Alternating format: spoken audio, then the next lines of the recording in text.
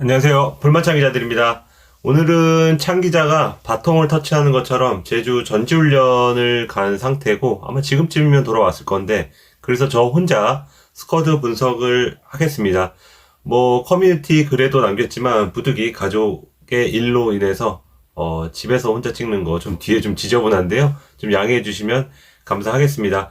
오늘 할 팀은 김천 상무 그리고 수원FC 다음으로 성남FC를 골랐습니다. 올해 제 담당 구단이기도 하고요. 그리고 지금 공격수 한 자리 정도만 남았기 때문에 이 팀을 하는 게 정확히 좀 맞겠다. 예, 그 선수는 지금 김남일 감독이 공론을 했기 때문에 많은 분들이 아실 것이라고 생각이 됩니다.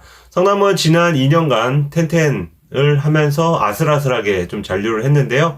올해도 힘겨운 잔류 싸움을 할 것 같은지 아니면 남매원의 목표인 6강에 들 수 있을지 스쿼드 분석하시는 걸 보시고 한번 판단해 보시면 좋을 것 같습니다. 간략하게 인앤아웃부터 살펴보겠습니다. 인을 보면요. 뮬리치 선수, 원래 있던 선수이기 때문에 인에 넣어야 되냐, 안 넣어야 되냐 고민을 했는데, 완전 이적이기 때문에 인에 포함을 했고요. 권한규, 이지훈, 김현태, 조상준부터 해서 엄승민, 구본철, 최필수, 김민혁, 수비수입니다. 이종성, 이런 선수들이 지금, 새로 들어왔고요. 나간 선수도 있습니다. 홍시우 선수, 이태희, 전종혁, 그리고 계약 만료로 떠난 선수 수비수들이 많은데 권경원, 김근배, 이창용, 안영규, 이스칸드로프, 박정수, 리차드 여성애 그리고 부시 선수는 계약 해지를 했고요. 이중민, 전승민, 박태준 선수는 임대를 떠났습니다. 이 중에서 뮬리치의 완전 이적이 확 눈에 띕니다. 그 키만큼이나. 발표는 12월 20일에 났는데 지난해죠. 그 한참 전. 그러니까 시즌 중에 결정이 났었습니다. 일찌감치 다음 시즌에도 함께 하겠다는 공감대를 형성을 했고요. 그 뒤로는 수비수 영입에 초점을 맞췄습니다. 앞서서 설명드린 대로 수비수가 줄줄이 지금 계약 만료 또는 계약 해지로 떠났기 때문인데요. 그렇게 FA 대여인 권한규를 포항에서 데려왔고요. 그 뒤로 줄줄이 수비수 위주로 영입을 했습니다. 이번 달에는 전북에서 뛴 김민혁을 영입하면서 어떤 방점을 찍은 그런 느낌입니다. 이 밖에 김현태, 구본철을 영입하면서 미드필더진의 어떤 질과 양을 높였고요. 골키퍼는 이제 백업 골키퍼를 전종영에서 최필수로 포지션이 이 3호위 전술이었거든요. 이 3호위가 올 시즌에도 제 1회 전술이 될 가능성이 굉장히 높습니다. 그래서 새로운 전술을 썼을 때는 이 선수도 데려오고, 저 선수도 데려와야 되는데, 이미 정해진 틀이 있기 때문에 그 틀 안에서 맞는 선수를 영입했다. 컨셉은 좀 측면에 좀 빠른 선수를 영입하면서 좀 다이나믹 얘기를 했잖아요. 그래서 좀 역동성 있는 축구를 하기 위해서 빠른 선수를 좀 데려왔고요. 특히 또 젊은 선수, 김남일 감독이 올해 계약이 마지막이어서 올해 승부수를 띄울 것이다. 이렇게 다들 생각하지만 미래까지 내다본 그런 영입까지 했습니다. 포지션별로 다 자세히 살펴보겠습니다. 골키퍼는 말씀드린 대로 최필수가 들어오고 전정혁이 나갔고요. 그리고 김근배가 나갔습니다. 현재 자원은 김영광, 최필수, 허자홍, 정명재 체제로 시즌을 치르게 되는데요. 김영광 선수는 시즌을 앞두고 재계약을 맺었습니다. 지난 시즌 클린시트 13번 공동 2위 기록인데요. 이런 놀라운 활약을 바탕으로 베스트 11 골키퍼 부문 후보에도 올랐습니다. 재계약하는 건 너무나 당연한 선택이었고요. 심지어 연봉이 올랐다는 그런 후문도 있습니다. 40살에 참 대단한 업적을 세우고 있는 것 같고요. 김영광이 올 시즌도 넘버 1 자리 맡을 가능성이 굉장히 높은데 이번 골키퍼에는 변화를 줬습니다. 전정혁 보내고 최필수를 데려왔는데 최필수가 전정혁보다 5살이 더 많고 K리그 출전 경기 수가 75경기가 더 많습니다. 그리고 승강 플레이오프도 경험을 해봤고요. 여러모로 산전수전 겪은 선수인데 당장 김영광의 백업을 넘어서 김영광을 위협할 정도의 선수라고도 저는 좀 보고 있습니다. 물론 김영광 선수가 넘버 1이겠지만 만약에 김영광이 부재할 경우 좀 든든한 골키퍼를 원했고 그 선수가 바로 최필수였다. 이렇게 보여지고요. 김근배의 경우는 보도도 나왔지만 신생구단 김포로 가게 됩니다. 아직 오피셜은 나온 것 같지 않습니다. 중앙수비 가보겠습니다. 변화가 많습니다. 성남이 3백을 쓰는 팀이라 배수, 그러니까 한 6명 정도는 확실하게 보유를 한 상태로 시즌을 치러야 합니다. 그런데 이제 우려가 있었죠. 동시에 FA로 풀린 선수가 무려 4명이었습니다. 그래서 이 선수들을 뭘 잡을 것이냐, 아니면 다 보낼 것이냐, 여기서 김남일 감독은 선택과 집중을 했습니다. 뭐 요새 유행하는 김남일 페로몬을 뿌려가면서 이 마상훈이 대전 하나를 비롯해서 여러 구단에 관심을 받았거든요. 이 마상훈과 재계약을 맺었고요. 지난 시즌 후반기부터 주전으로 거듭나고 지금 터키의 국대에도 깜짝 발탁된 최지묵과도 재계약을 맺었습니다. 아마 이 선수를 지금 타이밍에 만약에 재계약하거나 뭐 했으면은 아마 좀 늦었을 것 같아요. 연봉도 많이 올랐을 거고. 근데 타이밍상으로는 국대에 발탁하기 전에 좋은 타이밍에 연장 계약을 체결을 했습니다. 그런데 이제 연장 계약은 했지만 권경원, 리차드와 같이 묵직한 존재를 대신할 선수는 분명히 조금 필요했습니다. 왜냐면 이창용, 안영규도 나가고 그렇기 때문에.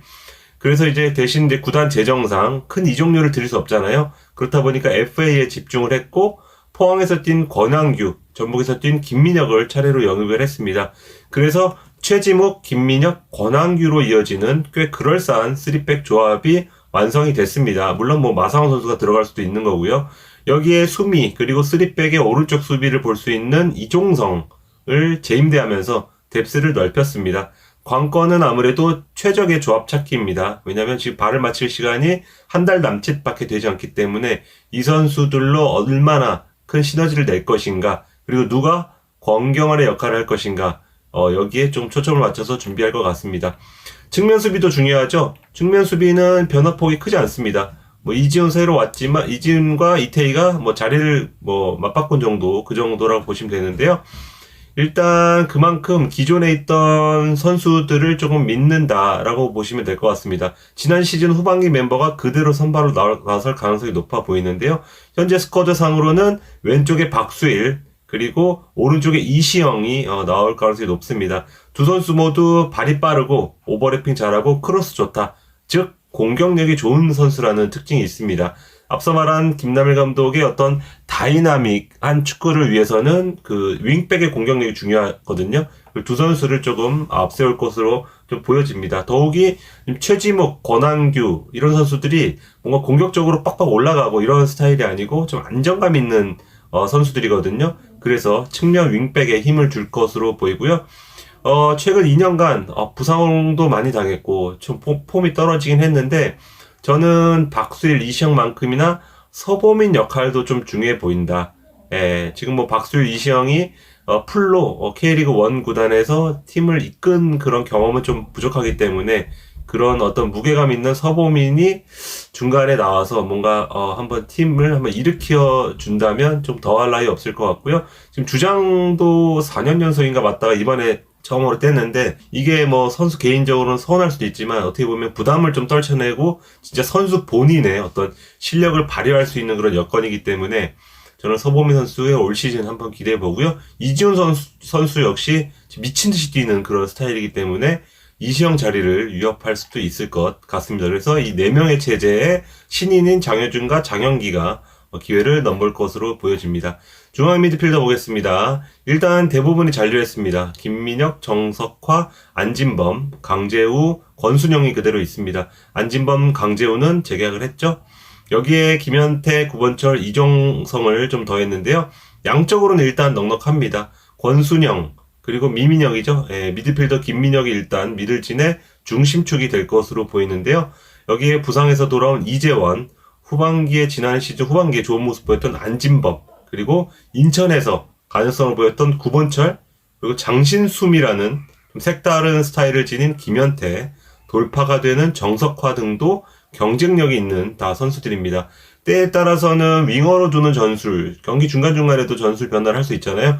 그럴 때면 이들 미드필더의 역할이 더 중요해 보입니다. 그래서 숫자를 많이 가져가는 이유가 바로 여기에 있다고 보여지는데요. 저는 측면 수비에서는 그 서보민 얘기했듯이 이 포지션에서는 이종성에 주목하고 싶습니다. 지금 앞서 언급한 선수 다수가 약간은 굳이 비유하자면 늑대와 양 중에는 순한 양에 가깝다고 조금 보여집니다. 공도 잘 차는데 일단 전체적으로 사이즈가 큰 선수는 많이 안 보이고 상대를 좀 물어뜯는 그런 스타일은 좀 보이지 않는데, 이 안에서 뭔가 이종성은 늑대 역할을 할 수 있다. 뭐 좋은 편으로는 뭐 살림꾼이라고도 하고 구준일이라고도 할 수 있는데, 이 늑대 역할을 할 수 있는 선수로 조금 보여지기 때문에 이종성이 들어왔을 때와 안 들어왔을 때 어떤 중간에 무게감이 달라질 수 있다. 물론 뭐 3백이 오른쪽을 쓸 수도 있지만 수미로 나왔을 때 이종성은 확실히 높이로나 여러모로 팀에 기여할 게 좀 높아 보여서, 지금 당장은 이 조용히 뭔가 임대돼서 잘 눈에 띄지 않지만 이 선수가 분명 시즌 시작되면 한 역할이 분명 있을 것 같고요. 그리고 이제 그 척추 라인을 좀 보자면 김영강, 그리고 뭐 이종성, 김민혁, 이종성, 뮬리치로 이어지는 어떤 척추 라인이 굉장히 조금 좋아 보인다. 작년에도 사실 성남이 잔류할 수 있었던 이유는 이 척추가 흔들리지 않았기 때문이거든요.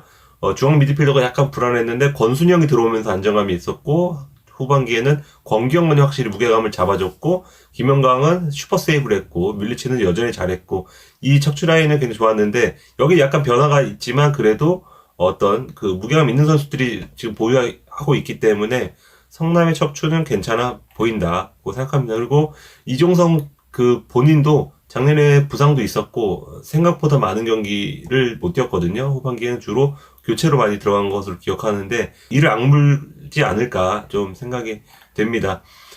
그 공격수 마지막으로 가기 전에 잠깐 옆길로 세볼까 하는데요. 성남은 작년에도 그렇고 올해도 92년생들 손흥민과 동갑인 선수들이 많습니다.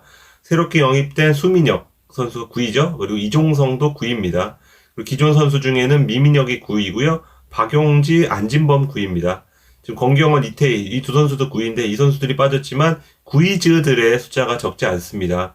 근데 수민혁은 굳이 좀 분류하자면 빠른 9위거든요. 그래서 9-1들과 친구입니다. 9-1로는 권한규, 마상훈, 최필수가 있습니다.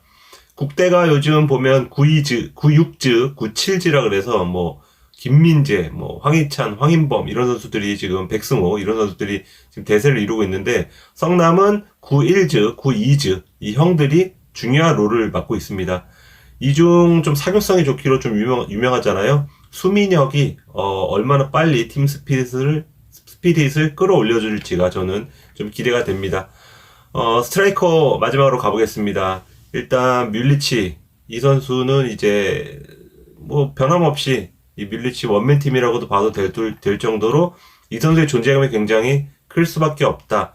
작년에 수원FC의 라스라던가 그리고 최근에 광주에 있었던 펠리페와 같은 역할을 해줘야 됩니다. 물론 지난 시즌 첫 시즌임에도 13골 넣은 거 굉장히 잘했습니다.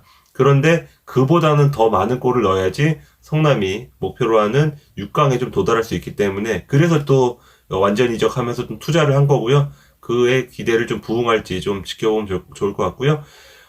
근데 이제 뮬리치 한테 쏠려 있다는 거는 다른 선수들의 어떤 전체적인 그 존재감이 좀 떨어진다고 보여지거든요. 그 중에 대표적으로 박용지 선수가 첫 시즌에 굉장히 좀 실망스러운 모습을 보였습니다. 뭐 부상도 있었지만, 그래서 박용지도 조금 올 시즌 확실히 뭔가 좀 보여줘야 된다. 뮬리치 어떤 뭐 백업 이런 게 아니고 뮬리치와 나란히 투톱으로 쓸 수 있는 자원이라는 걸 보여줘야 한다고 좀 생각됩니다. 지금 신인 중에서도 뭐 전성수 선수가 다시 돌아왔고, 그리고 지금 조상준도 영입했잖아요. 이 선수들이 지금 자리를 넘보고 있잖아요. 그래서 박용지 선수도 이를 악물어야 될 것 같고요. 그리고 그런데 이제 한 자리는 계속해서 제가 말을 좀 더듬는 것도, 일단 누가 와야 돼요. 예, 그거를 지금 김남일 감독이 바라고 있습니다. 그래서 기자회견에서도 그 이름 박동진을 좀 공론을 했는데, 이 선수가 왔을 때 뮬리치와 박동진의 시너지를 지금 머릿속에 그리고 있는 것으로 보입니다. 박동진 선수가 이적료도 지금 발생하는, 계약이 남았기 때문에, 그리고 어느 정도 연봉 인상도 당연히 바랄 것이기 때문에 꽤 큰 투자가 이루어질 수도 있거든요. 지금 그 비용을 남겨두고 기다리고 있는 정도의 상황이니까 얼마나 간절한지 알겠죠? 그래서 박동진이 왔을 때 밀리치와 박동진의 어떤 투톱을 앞세워서 전방에서 상대를 괴롭히면서 득점까지 노릴 수 있는 그런 그림을 조금 그리고 있습니다. 그래서 그 올 시즌 성남의 어떤 뭐 성패를 좌우할 정도는 아니지만 진짜 마지막 퍼즐, 이거 좀 뭐 틀에 박힌 표현이지만 마지막 퍼즐은 진짜 박동진이 될 것이다. 뭐 김남일 감독이 어느 정도로 얘기했냐면, 플랜 B가 있으시냐? 그러면은 플랜 B는 없다. 일단 박동진만 생각하고 있다. 이러다가 진짜 박동진이 만약에 안 될 경우에는 그냥 없이 갈 것 같은 그런 뉘앙스까지 풍겼습니다. 그 정도로 간절히 원하고 있으니까요. 뭐 영입이 될지, 왜냐면 근데 서울도 필요한 선수이기 때문에 어떻게 될지는 좀 더 지켜봐야 될 것 같습니다. 일단 성남까지 했고요. 아까 창 기자랑 잠깐 통화했는데 다음은 아마도 아주 큰 선수 이명주를 품은 바로 그 팀을 하지 않을까 이렇게 예상을 해봅니다. 감사합니다.